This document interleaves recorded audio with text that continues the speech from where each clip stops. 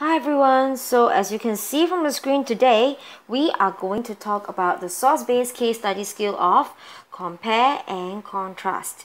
Okay, what are we going to cover in this, let's say, e-lecture?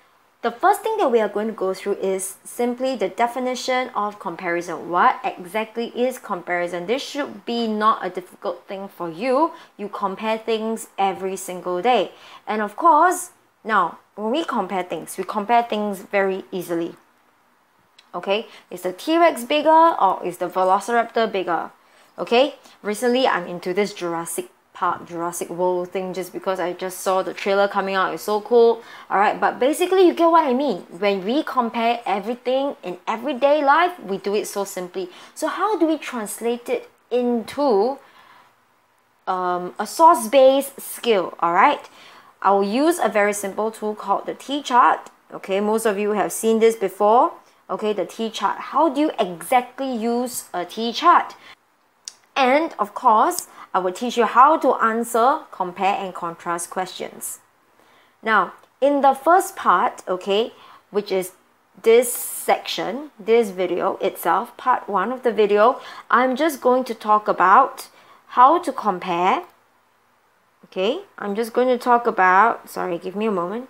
I'm just going to talk about what is comparison, how to compare, and introducing the T-chart to you. Okay, the rest I will be talking about it in parts 2 and part 3. So let's get started. The first thing, what is comparison? Comparison is the looking at 2 or more objects. It has to be 2 or more objects. Okay, and their features, focusing on their similarities and their differences. So simply, now it has to be 2 or more because of course you can't compare just one thing. Okay, so 2 or more is very common sense, and you compare how are they the same or how are they not the same. Okay, or not the same. Look at something very simple first, which is Avengers. Avengers 2 is coming out. In fact, when you see this video, Avengers 2 has already come out. Some of you might have seen it already. Age of Ultron. Okay, this movie is so hot right now. Okay, so let's just compare 2 of the superheroes inside. All right, the 2 of them are, okay, Hulk and Thor. Let me centralize the picture for you. Hulk and Thor. Who is better? Okay, we are going to compare who is better. What you are seeing here is actually this table. Do you see this table? It's actually called the T-chart. Where do you see the T? The T is right here. Yeah? Let me shade it for you. This is the T. This is the T portion. Okay? T. So this is called the T-chart. Alright, so what can you compare? You can compare, alright, that Hulk has purple pants, but Thor has black, red, yellow, and blue. Now, so what exactly are you comparing? What is the topic which you are comparing? The topic which you are comparing, the suit color. Okay, is the suit color. See? This is the suit color. Another comparison which some of you might have in mind is that, look, Hulk is just a giant green monster, whereas Thor is a god. Oh my gosh, he's like a god. Okay, he's like Imba, he's a god. So what are you actually comparing here then? What is the topic of comparison? The species, okay? So one is a monster, one is a god, whereas we all are just mere human beings. Okay, earthlings we are. Okay.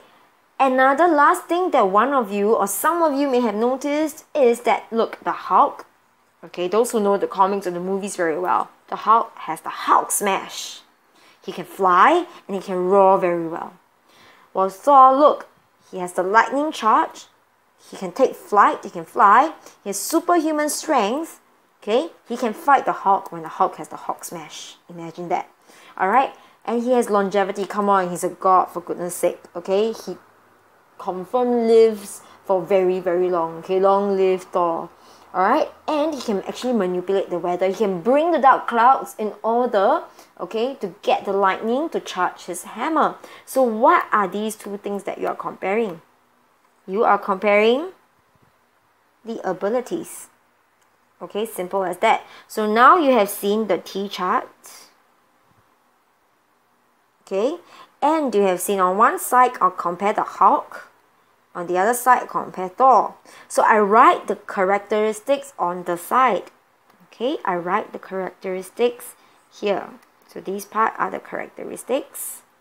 Okay, and in between here I write the topic, or what I call the basis of comparison.